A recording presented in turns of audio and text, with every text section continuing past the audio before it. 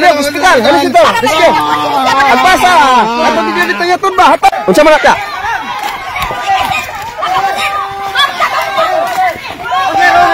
Unsa na sir? Ha? Unsa ni? Ay sa. Unsa na sir? Dili picture ayo ka picture. Dili picture. Hinay lang. Lihat. Palikot sir. Palikot sir. Bijay pasandig. Bijay pasandig eh. Isa ka, agay.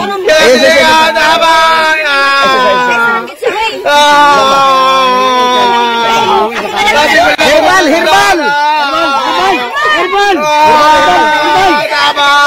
Dili lagi herbal. Isa pa herbal ba?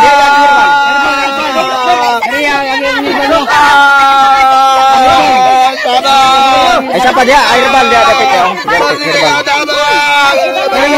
Herbal lang sir.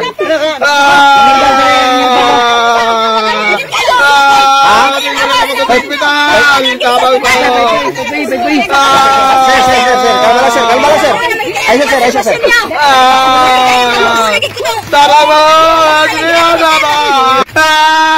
Sir, libre pa ko.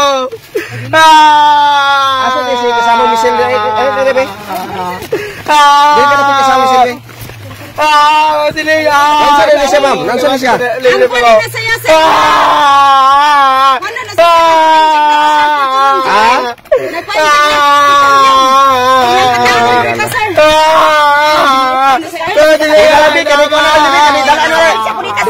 Ay sa pa ma'am. Murag dili na nila kayag herbal siguro. Ha? Dili ka pamatig herbal ni. Sige na, hospital lang na bay. Sige, agpas. Rescue ba? Rescue. Dali hospital, halis dito. Rescue. Agpas Ato dito yaton ba? Hatod. Sus mo lagi ni may gala. Sige na. Okay na. Ma'am. Asa ma'am? Dili ka dapat tombe. Interview ta ka diri ma'am. Mangutana ko nimo kasamang Michelle. So unsa ka tinuod tong lalaki karon nga rescue? Parihor daw kadako sa Bisaya nga sili ang iyang pagatawgon natog patula. Mubo pagyod unya gamay. So mao to nga daghan daw siya na live-in partner. So gibiyaan siya tungod sa kagamay ug kamubo sa iatong pagatawgon iyang patula. So mao to nga biyaan ra siya og babae. So mo kuno to nga nakauna siya nga magpa-injection sa kanang gitawag og petroleum jelly ug kanang gitawag og bulitas kay iyang nadunggan nga mo dako kuno. So nagka-infection kuno unsa ka tinuod ni ma'am? Sa base sa akong nasagap lagi nga impormasyon sir, mao gina siya ang nahitabo nga nagpataod siya og bulitas og petroleum jelly nagpa-inject. Okay, gusto siya din mo dako gyud. Maugid sir, maugid ang gusto sir kay maugid ay ang problema. So, unsa man to ma'am, murag dako naman kay itong iyang patula niya, unsa to? Nagdako ang ulo, nagamay ang punuan, unsa man to? Maugid sir, nagdako ang iyang ulo sir, has ka naman itong dako sa patula. Og ang iya rin ang iyang punuan nagamay murag gialquiris. So, nakuan lugar to na grabe gid nga pagka-infection sa kanang petroleum jelly ug sa kaning ni ang bulitas, ngano migamay ang punuan midako ang ulo? Grabe gid sir, infection gyud. Mono di na gid siya madala kay mo man lagi ilang istorya, gipaagi ra daw nila sa mga herbal, langgasan nila og bayabas og kanang madrikakaw.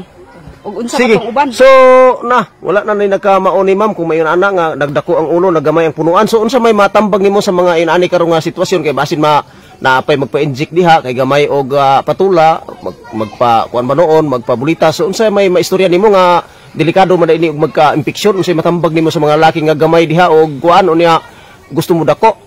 Ang akong matambag ana sir, kamong mga gagmay og kuan nga mga laki, patula, kung unsa may gihatag sa inyo nga natural, ayaw na ninyo og padaka kay mauna gyud na siya. Unsaon man na ninyo magmudako lagi pero ma-infection, di inyo gyapon dako nga problema. Mauna nga kung unsa ang nasa inyo dawatan ninyo, ayaw na mo pagpangita og mas labaw pa. Kay sama agto karon. Di gyud baayo ang iyang gibati karon ang kasakit. Okay. So unsa po'y matambag nimo no sa mga babae ma'am nga dili kontento sa mga gagmay, mugbo, murag sili, Unsay matambag po nimo kay susluoy po din taon kayo inana ang sitwasyon sa kalaki ni biyaan ra po din nila. Makontento sila unsa man po di mong matambag sa mga bahay nga kanunay nagbulag ni atong mga laki. Dawato na lang sir, dili kay mag-recommend pa ka nga ipadako ka na, kabiyaan pagid ka kung dili na nimo ipadako mo na nga kung inana magaling sa inyong uyab, bana ninyo ay na mo pangita og mas dako pa kay sama agto karon nagkasakit na nun iyang paminaw. Sus mo ni mga higala no na lalaki nagpa-inject gidala karon sa doktor girescue sa mga silingan kay matud pa nanigway niwa na kauli kay galisod siya daog sa iyang kuan no. Na infeksyon nga patula. Kumo lagi mga higala nagdako ang ulo nagamay ang punuan sa maong gitawag patula tungod sa injection o tungod sa kanang petroleum o kaning gitawag og bulitas. So naka-infeksyon. So ma'am naa pa ba kay lahi matambag or dugang or wala na? Maoro to sir. Sige ma'am, salamat kayo din sa Labaon TV. Daghang salamat ug maayong adlaw kanatong Adlaw po tanan. sir.